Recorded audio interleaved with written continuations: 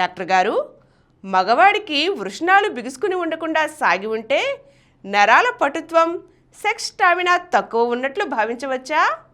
మందుల ద్వారానో ఆపరేషన్ ద్వారానో సాగిపోయిన వృషణాలను బిర్రుగా మార్చవచ్చా? చాలామంది మగవాళ్ళకి వాళ్ళ వృషణాలు ఇలా బిర్రుగా ఉండాలనుకుంటారు. అలా ఉంటేనే వాళ్ళు సెక్స్ సామర్థ్యం చక్కగా ఉందనుకుంటారు. ఒకవేళ వృషణాలు సాగి ఉన్నట్లయితే అది వాళ్ళ సెక్స్ బలహీనత ఉందనుకుంటారు. This is totally wrong.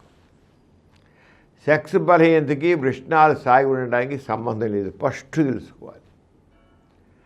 వృషణాలు అనేది అవి మనకు చెప్పాలంటే టెస్టికల్స్కి ఎప్పుడు కూడా వృషణాలకి ఎప్పుడు కూడా బాడీ హీట్ కంటే 1 డిగ్రీ సెంటీగ్రేడ్ తక్కువ ఉండాలి. హీట్ బాడీ హీట్తో సమానంగా ఉంటే అవి పాడైపోతాయి. అంటే అవి గాలి పోసుకోవాలి. అంటే ఎప్పుడైతే బయట హీట్ ఎక్కువ ఉంటుందో ఆ వృషణాలు ఆ బీజ కోసం సాగుతుంది. సాగితే పలచగా అవుతుంది చర్మం. మామూలుగా మందంగా ఉంటుంది, సాగి పలచగా అవుతుంది. సాగుతుంది కదా, సాగితే ఆ చర్మం మందగా దాని నుంచి గాలి లోపలికి వెళ్ళి వృషణాలు చల్లబడతాయి. వృషణాలు అంటే టెస్టికల్స్ చల్లబడతాయి. అంచేత దిస్ ఈజ్ ఒక మెకానిజం అన్నమాట. ఒక ఎయిర్ కండిషన్ లాగా పనిచేస్తుంది. అవసరమైతే ముడుచుకుంటే లేదు సాగుతాయి. కొంతమంది సహజంగానే ఎప్పుడు కూడా సాగే ఉంటాయి. సహజంగా ఎప్పుడు సాగే ఉంటాయి. అదే జబ్బు కాదు. సాగుంటే ఏముంది, మంచిదిగా. సాగుండ మంచిది, గుర్తుంచుకోండి. బిర్రగా ఉంటే మంచిది అని కూడా తప్పు కాదు. సాగుండ మంచిది. ఎప్పుడు చక్కగా గాలి వృషణాల యొక్క ఆరోగ్యం చక్కగా ఉంటుంది. ఎవరికైతే వృషణాలు సాగి ఉంటాయో, కిందకి వేలాడుతుంటాయో అది చాలా మంచి కండిషను. బిగుసుకుండడం కాదు, సాగి ఉండడం మంచిది. కానీ మన బాడీ మెకానిజం చల్లగా ఉంటే బయట చలిస్తుంటే అది బిగుసుకుంటాయి. అంచేత అది న్యాచురల్ అన్నమాట.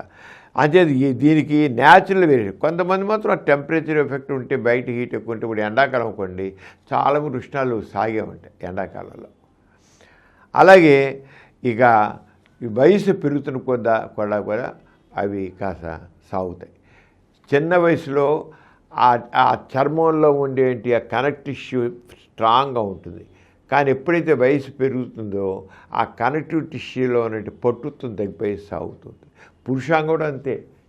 మొట్టమొదటి వ్యక్తి వయసులో ఉన్నప్పుడు చిన్నదిగా ఉన్నప్పుడు ఉంటుంది, తర్వాత సాగిపోయి పెద్దగా కనబడుతుంది.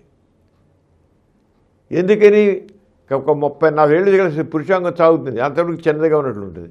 కానీ దాంట్లో దాంట్లో ఎలాస్టిక్ టిష్యూ సాగిపోయేది అవుతుంది అన్నమాట.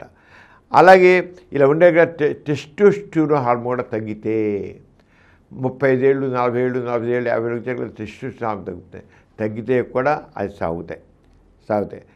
కొందరికి తీసుకునేది ఇక మనకి ఇక రెగ్యులర్ ఎక్సర్సైజ్ ఉంటే రెగ్యులర్ ఎక్సర్సైజ్ ఉంటే కొంత తగ్గుతుంది. ఇక రెగ్యులర్ ఎక్సర్సైజ్ ఎలా చేయాలి. కొంతమందికి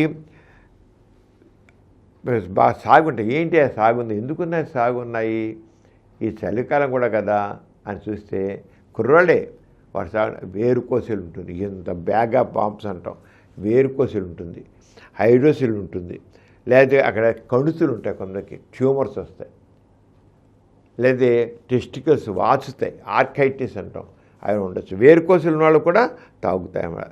అంచేత ఎప్పుడు కూడా వాడు ఎందుకు కారణం చూడాలి, చూసి దాన్ని పట్టుకుని అవసరం ఉంటే హైడ్రోసిల్ కానీ వేరుకోసలు ఉంటే మరి వేరుకోసలు అంటే నష్టం చేసి ఆపరేషన్ చేసేసి చేయాలన్నమాట.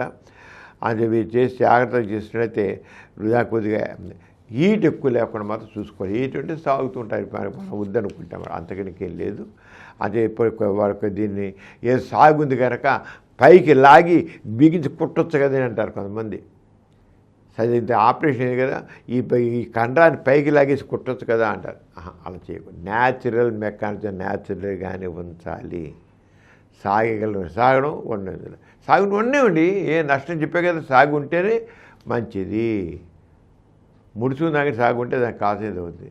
చలికాలం ఆటోమేటిక్గా అవే ముడుచుకుంటాయి, అదే పైకి లాగేస్తుంది. లేకపోతే ఆ చర్మం సాగున్నా బీజాలు పైకి సాగిపోయి అవి వీళ్ళు ముడుచుకుంటుంటాయి లోపల. అంటే అదేం లేదు, వాటి గురించి ఏమీ ఆలోచన పని లేదు. బీజాలు సాగుంటే సెక్స్ బ్యాన్స్ అని అనుకోవద్దు.